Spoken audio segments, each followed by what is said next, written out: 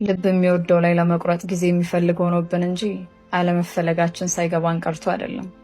የማይፈልግ ሰው ግዴታ መናገር አይጠበቅበትም። ተግባሩ ምስክር ነው። ስትደውሉ አያነሳም፣ መልእክት ስልኩ አይመልስም። ሁሌ ለእናንተ አይመቸውም። እናንተም እዛ ሰው ህይወት ላይ ምንም ቦታ የላችሁም። ዝም ያለው ጨርሰን የሚያልጅ ነው። ያወቅነውን ነገር ለልቡ አስረድቶ እንዲቆርጥ ማድረግ ጊዜ የሚፈልግ ጉዳይ ሆኖብን ነው። ሰላም አለይኩም ወራህመቱላሂ ወበረካቱ። ውድ ቤተሰቦቼ ሰላም ብያለሁ። በያላችሁ በሰላማችሁ በስስት ተረፍረፍ ይበልልኝ የኔ ውድ እህቶች፣ የኔ ጠንበለሎች፣ የሩታዬ ጠንበለል መከታ እህቶቼ ማለት ነው። ተባረኩልኝ የኔ ውድዎች ሁላችሁ ማለት ነው። እና ዛሬ ስለ እናንተ ትንሽ ላውራ ማለት ነው። ለሩታዬ ያላችሁ ቦታ በየቦታ እያየው ነው። ምንም ነገር ብትባሉ ሩታዬን አንገቷ እንድትደፋ አትፈልጉ። እውነቴ ነው የምላቸው እንደዛ ሰዎች፣ እንደዛ የሩታዬ እህቶች ቃላት የለኝም። አሳልፋችሁ ለሰው አሰጧትም። ክፉን ብትሰራ ደግም ብትሰራ ትጋፈጣላችሁ፣ ትቆማላችሁ። እኔ እንጃ አላውቅም።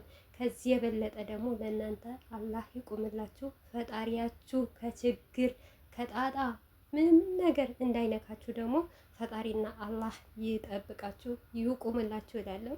እንግዲህ በሩታዬ አብዛኛዎቻችን እየተሰማን ያለው ነገር ያው መግቢያው ካያችሁት ሩታ ለምንድን ነው ማትቆርጠው? የራሷ ህይወት ለምንድን ነው ማትኖረው?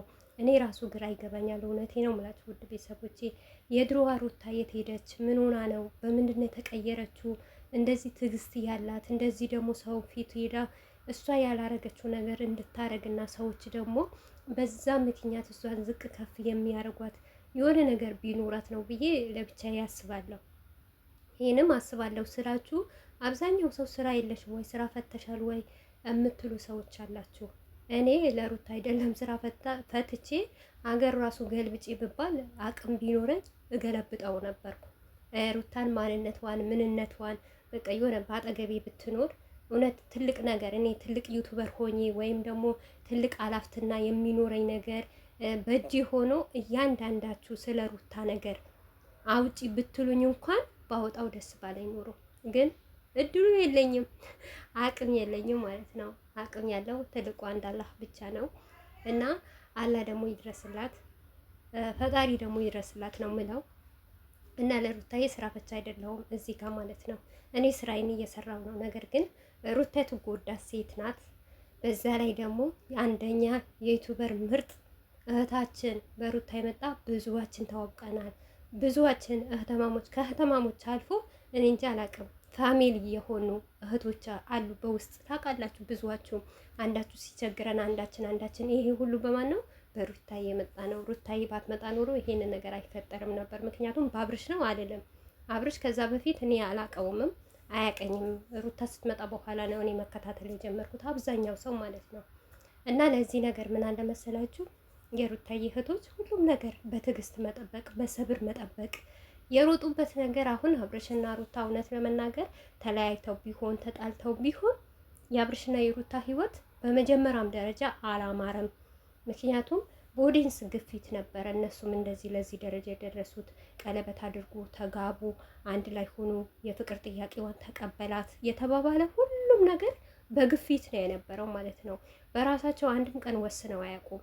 አብርሽና ሩታ በራሳቸው ወስነው ቁጭ ብለው አስበውበት ትዳሩ በአሁን ሰዓት ይመጥነኛል ወይ፣ መጋባቱ በአሁን ሰዓት ይመጥነኛል ወይ፣ ልጅ መውለዱ በአሁን ሰዓት ይመጥነኛል ወይ፣ ለትዳሬስ እንደዚህ ከፍ ዝቅ ማለት ይመጥነኛል ወይ፣ ባልዮስ ደግሞ ከሚስቱ ከተጣላ በኋላ ሮጦ ሂዶ ወደ ሌላ ሴት ጋር ከሌላ ሴት ጋር ግንኙነት ማድረግ፣ ያቺን የነበረችው ሚስት ዋጋ የከፈለችለት ሚስት ወደ ኋላ መውሰድ፣ ይህንን ነገር አስበው ቁጭ ብለው ቢተነትኑትና ቢያወርዱት እውነቴ ነው የምላችሁ ምንም አይነት ችግር አይፈጠርም ነበር።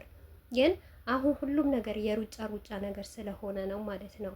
ይህንም ያልኩበት ምክንያት ምን እንደሆነ ታውቃላችሁ? የሩታዬ እህቶች አብዛኛው ሰው የሄርሜላ ነገር ትክክል ነው እውነት ነው የሚል ሰው አለ።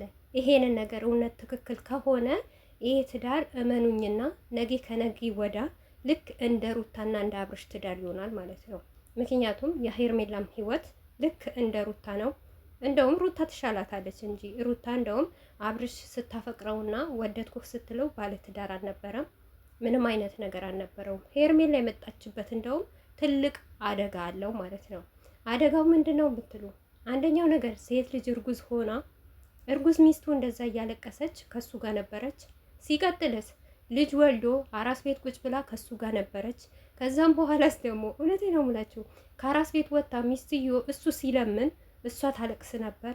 ወደ ሩታ ጋር ሲመለስ ለምን ተመለስክ ብላ አብዛኛው ጊዜ ቲክቶክ ላይ ካያቻት ብዙ ጊዜ ስታለቅስ ነበረ ሄርሜላ ማለት ነው።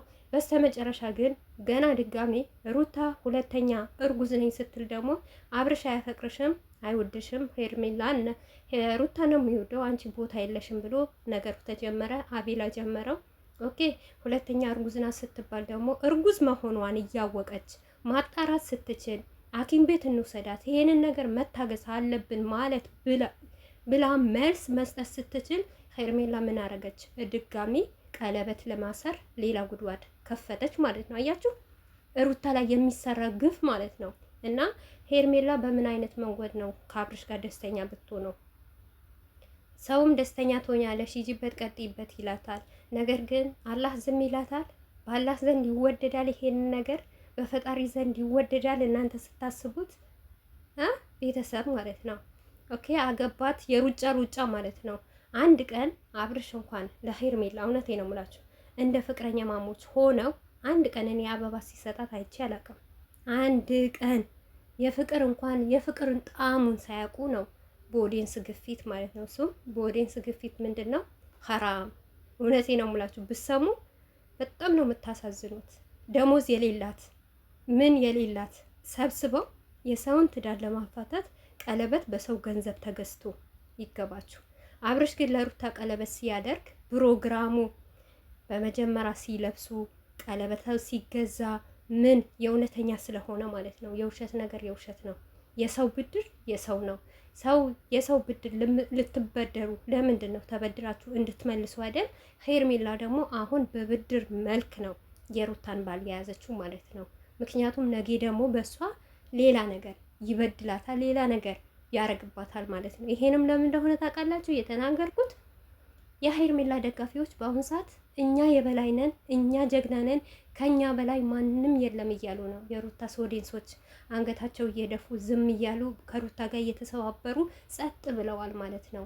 እንደኛውን ደግሞ ነገ በሄርሜላ ላይ ደርሶ ስታዩት እናንተ ምን እንደምትሉ እኔ እንጃ። አሁን እኔም በበኩሌ በጣም ስለ አብርሽና ሄርሜላ አንድ ላይ ስለሆኑ አይደለም ስሜታዊ ሆኜ ቪዲዮ ምሰራው ምናገረው። እኔ አንድና አንድ ሩታ ተሰብራ ስለቀረችና ሩታ ስለምታሳዝነኝ አለቀ።